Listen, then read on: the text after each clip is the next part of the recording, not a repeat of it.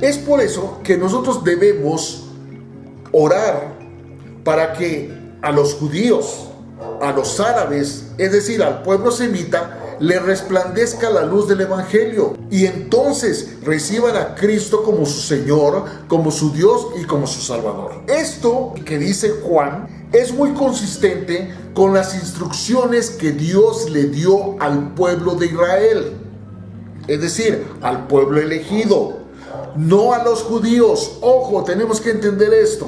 Pero si obstinadamente te apartas de mí, tú y tu descendencia, y no guardas mis mandamientos y mis estatutos que yo he puesto delante de ti, sino que tú y tus descendientes van y sirven a dioses ajenos y los adoran, yo sacaré a Israel, ojo, yo sacaré a Israel de sobre la faz de la tierra que les he entregado, y este templo, que no se está refiriendo al templo hecho de piedra, sino al cuerpo del hombre que he santificado a mi nombre, yo lo sacaré de delante de mí, e Israel será por proverbio, por burla y refrán a todos los pueblos que viven sin mí. Y tú, que estabas en gran estima,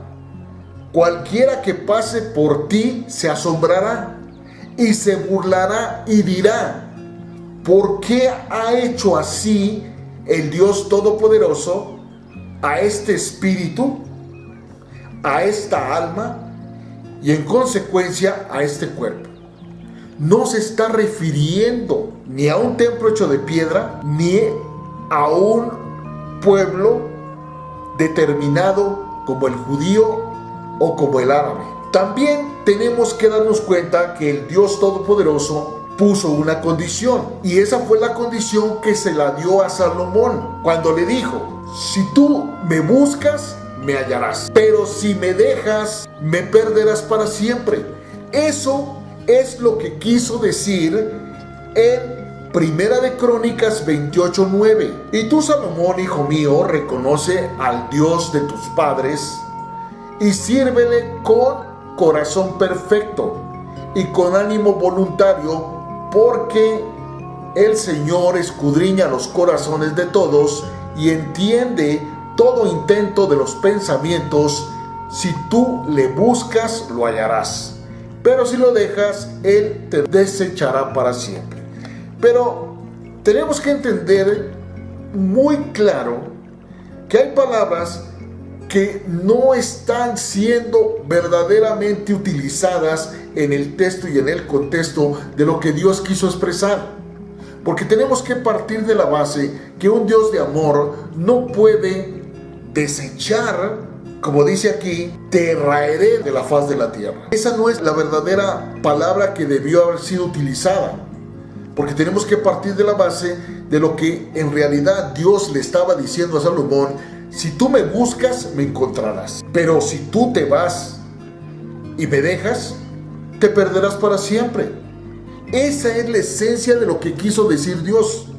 Y lo podemos comprobar en Deuteronomio. Si vemos Deuteronomio 8, 1 al 20, vamos a darnos cuenta de un detalle muy importante: la buena tierra que han de poseer. Ahí nada más de entrada nos estamos dando cuenta de lo que quiere Dios decir.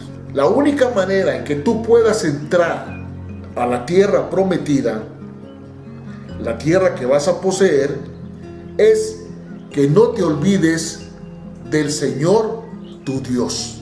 Así de sencillo. Si analizamos todo el capítulo 8, del versículo 1 al 20, podemos resumirlo en esto: no te olvides del Señor tu Dios, y en consecuencia poseerás la tierra prometida. Entonces yo los invito a que ustedes analicen los capítulos y versículos que les estoy citando, para que ustedes se den cuenta de la esencia de lo que en realidad dice la palabra del Señor.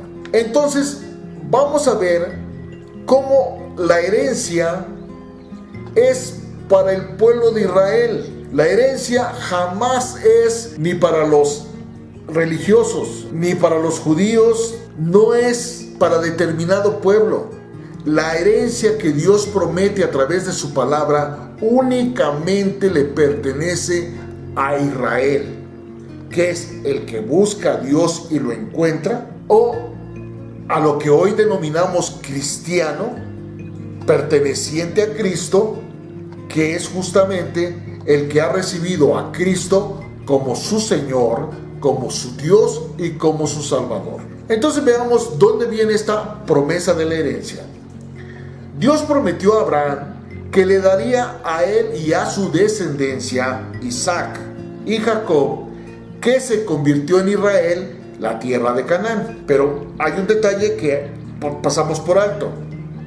Abraham no solamente tuvo a Isaac, también tuvo a Ismael. Y si vamos al Génesis, en la mala traducción de la palabra, vamos a encontrar que Dios desechó a Agar, la mujer con la que se metió Abraham para tener a Ismael, y prefirió a Isaac. Ahí simple y llanamente cualquiera que tenga más de 3 dedos de frente se daría cuenta de que no es posible que esto sea así. De ninguna manera puede ser así. Entonces ahí vemos la mano negra de la que hemos venido hablando durante varios capítulos de Escudriñando tu Palabra. No es posible que sigamos mandamientos de hombres y hagamos a un lado al Dios de amor, que no puede de ninguna manera preferir al hijo de Sara, porque es judía, y desechar al hijo de Agar, porque es árabe. No es posible bajo ninguna circunstancia y por ningún motivo puede ser posible que un Dios de amor haga semejante cosa, que no lo haría ni siquiera un ser humano cualquiera. Entonces veamos Génesis 12:7. ¿Qué dice? Vayamos a Génesis 12:7 y nos damos cuenta de una cosa muy hermosa. Génesis 12, versículo 7. Y apareció el Señor a Abraham. Nótese que todavía no era Abraham, el padre de muchas naciones. Era simple y llanamente Abraham. Y le dijo: a tu descendencia daré esta tierra, la tierra prometida, la tierra de Canaán, que significa la tierra de la gracia. Y edificó ahí un altar a Dios, quien le había aparecido. Pero aquí hay otro detalle muy interesante. Dios el Todopoderoso, el Dios Padre, no se le pudo haber aparecido a un humano como Abraham, por muy justo y puro que sea. No pudo haberlo visto, porque este Padre nunca ha tenido una forma humana, no ha tenido una forma física ni material. Los ojos de Abraham, los oídos de Abraham no hubiesen podido ver a Dios. Entonces tenemos que colegir de todo esto, que el que se apareció ahí fue lo que nosotros conocemos como Cristo, el mismo Dios. Y tendríamos que entrar en detalles como los que encontramos en Proverbios, donde dice claramente que Jesús el Cristo estaba desde el principio. Cristo no solamente apareció cuando nació de la Virgen María, esa fue su manifestación humana. Continuamos con esto. Dios prometió a Abraham que le daría a él y a su descendencia, es decir, Isaac, Ismael, por supuesto, porque era descendencia de Abraham, y Jacob, el cual dejó de llamarse Jacob para convertirse en Israel. Ahí viene la profunda concepción de lo que es Israel. Jacob era el tramposo, pero Jacob dejó de ser tramposo para convertirse en Israel, aquel que busca a Dios y lo halla. ¿Y en qué momento Jacob dejó de llamarse Jacob para llamarse Israel, tomó varios años para que esta promesa fuera cumplida, ya que Dios tuvo que dar a los descendientes de Abraham la oportunidad de redimirse. Ahí está claro. Por eso sucedió el inesperado enfrentamiento de Jacob con un hombre que aquí lo dicen que luchó contra Dios. Es que ahí está el detalle. Jacob nunca pudo haber luchado contra Dios. Pudo haber luchado con él, es decir, juntos, con un propósito, con un plan, con una razón de ser, que era el que Jacob dejara de ser el tramposo, el que hizo porquería y media para convertirse en el que ha buscado a Dios y no encuentra. Y entonces por eso aquí yo estoy parafraseando muchos de los versículos que les estoy citando para que podamos tener una comprensión exacta o más o menos real de lo que verdaderamente sucedió. Por eso sucedió el inesperado enfrentamiento de Jacob con un hombre misterioso que simbolizaba sus propias necesidades, las de Jacob, espirituales, intelectuales, emocionales y físicas. Y así presagió los contornos básicos del Evangelio de Cristo, porque el pasado de Jacob estaba plagado de mentiras y de engaños, de fraudes, y por eso Dios luchó con Jacob. No Jacob luchó contra Dios. Cuando se cumplieron sus días para dar a luz, he aquí había gemelos en el vientre. ¿En el vientre de quién? En el vientre de Rebeca, que fue la esposa de Isaac. Cuando se cumplieron sus días para dar a luz, he aquí había gemelos en su vientre. Y salió el primero rubio y era todo velludo como una pelliza, y llamaron su nombre Esaú. Después salió su hermano, trabada su mano al calcañar de Esaú, y era Isaac de edad de 60 años cuando ella lo dio a luz. ¿Se dan cuenta en qué se parece esto que acabo de leer con Aquiles el griego? Fíjense bien, por eso es que no hay pretexto, no hay excusa. Cualquiera que verdaderamente quiera indagar y averiguar todo lo relacionado con lo que está escrito en la Biblia, lo puede hacer, porque hoy en día contamos con muchas herramientas que nos permiten entender la naturaleza de todo lo que está sucediendo. Hoy en día que tenemos más tecnología es cuando más se ha embrutecido la humanidad. Hoy estamos siendo más brutos que lo que pudieron haber sido nuestros antepasados. Y no es ofensa, simple y llanamente es la triste realidad de lo que está sucediendo.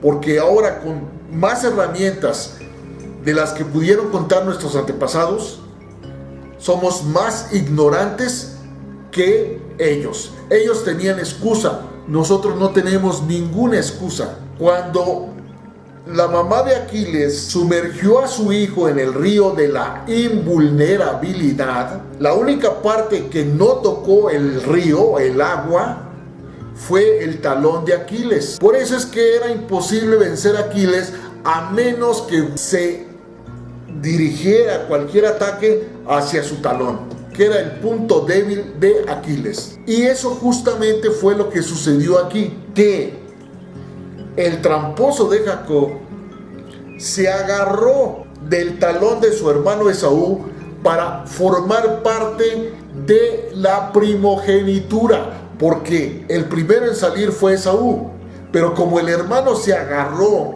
del talón, salieron juntos. No hubo alguien que vino después, sino que los dos salieron siendo parte de un mismo cuerpo. Si nos damos cuenta cómo la palabra de Dios nos puede aclarar todas las cosas que querramos entender. Por eso, una persona que no haya estudiado en ningún colegio, pero que haya aprendido a leer y a escribir, con el solo estudio de los libros de la Biblia, puede llegar a ser un extraordinario erudito, tomando en cuenta que le está pidiendo al Espíritu Santo que lo dirija, porque si no, lo único que va a conseguir es ser el más terrible fanático religioso que pueda existir. Y de eso está plagado el mundo.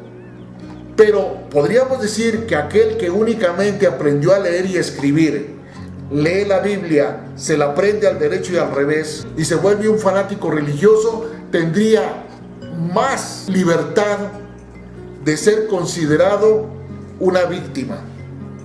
Pero vemos grandes eruditos, grandes estudiosos, grandes hombres que han leído la Biblia y que son los más terribles fanáticos religiosos que ha existido, y que lo único que han hecho es tergiversar todo el contenido de la palabra de Dios para su conveniencia, para volverse archimillonarios con algo que no está destinado para traer riqueza material, sino riqueza espiritual, riqueza intelectual y riqueza emocional. Es muy distinto. Vamos a ir a Génesis 27, en el versículo 30 al 35. Aconteció luego que Isaac acabó de bendecir a Jacob. Fue cuando Jacob entró con engaños a hacerse pasar por Esaú. E hizo también guisados y trajo a su padre y le dijo: levántate, padre, y come de la casa que tu hijo te ha traído para que lo bendigas. Entonces Isaac, su padre, le dijo: ¿quién eres tú? Y él le dijo: yo soy tu hijo primogénito Esaú. Vemos que Jacob era un hombre lleno de mentiras, de engaños y de fraudes. Y por eso Jacob significa el tramposo. Pero como un hombre como Jacob, que había hecho cantidad de daño a todos los que estaban con él, tenía una virtud. Y esa virtud era que él alcanzaba a visualizar o a vislumbrar el daño tan terrible que sus acciones habían provocado a sus víctimas. Y por eso Jacob tuvo algo que se llama arrepentimiento, no remordimiento. Es muy diferente el arrepentimiento del remordimiento. El arrepentimiento significa dejar de errar en el blanco. Cuando uno está apuntando hacia el blanco, lo que quiere es apuntar justamente y darle al blanco. Pero cuando nosotros cometemos pecado, lo que estamos haciendo es equivocándonos y jamás le damos al blanco, porque nuestras intenciones no son las correctas. Entonces no es lo mismo que un atleta compita únicamente por su deseo de competir a cambio de nada, a un atleta que compite por un premio. Ya es totalmente diferente, ya las intenciones son completamente distintas, y eso es lo que nos muestra la palabra de Dios. Entonces vemos que el hombre tuvo que luchar, pero no contra Dios. Veamos lo que dice Génesis. Y soñó Jacob, y aquí una escalera que estaba apoyada en tierra y su extremo tocaba en el cielo, y he aquí que habían ángeles de Dios que subían y descendían por ella. Y aquí Dios estaba en lo alto de la escalera, el cual le dijo: yo soy el Señor tu Dios, de Abraham tu padre, y el Dios de Isaac. La tierra en la que estás acostado te la daré a ti. Será tu descendencia como el polvo de la tierra, y te extenderás al occidente, al oriente, al norte, al sur. Todas las familias de la tierra serán benditas en ti y en tu simiente. Aquí es cuando nos damos cuenta dónde nació el pueblo de Israel. Cuando Jacob deja de ser tramposo para convertirse en el extraordinario hombre que no tiene ningún empacho en dejar de ser tramposo para convertirse en Israel, aquel que busca a Dios y lo haya. Génesis 32, 22 al 30. Vamos a ver desde el 24. Así quedó Jacob solo y luchó con él un varón hasta que rayaba el alba. Ojo, no dice que luchó contra él, sino luchó con él. Es muy distinto. Cuando el varón vio que no podía con él, tocó el sitio del encaje de su muslo y se descoyuntó el muslo de Jacob mientras con él luchaba. Pero esto es muy interesante porque a nivel orgánico, es decir, a nivel biológico, podemos ver que el psoas es un músculo que se dice que es el músculo de Jacob. ¿Por qué? Ese músculo tiene una serie de funciones extraordinarias en nuestro cuerpo que están relacionadas con este tipo de situaciones que pasó Jacob. Y dice, el varón le dijo, ¿cuál es tu nombre? Y él respondió, Jacob. Y el varón le dijo, no se dirá más tu nombre Jacob, sino Israel, porque has luchado con Dios. Ojo, no dice contra Dios, sino has luchado con Dios y con los hombres y has vencido. Esto nos muestra claramente que si nosotros recibimos a Cristo como nuestro Dios, nuestro Señor y nuestro Salvador, estamos luchando agarrados de su mano para quitar todo aquello nefasto, negativo que tenga nuestro cuerpo, tenga nuestra mente, tenga nuestro corazón o tenga nuestro espíritu. Y entonces dejamos de ser tramposos, dejamos de ser malandrines y nos convertimos en hijos de Dios, que buscamos a Dios y lo hallamos. Ahí está total y absolutamente claro. Pero eso no es lo que nos enseña. Por eso es tan importante entender que somos nosotros los únicos que podemos venir y escudriñar la bendita palabra de Dios.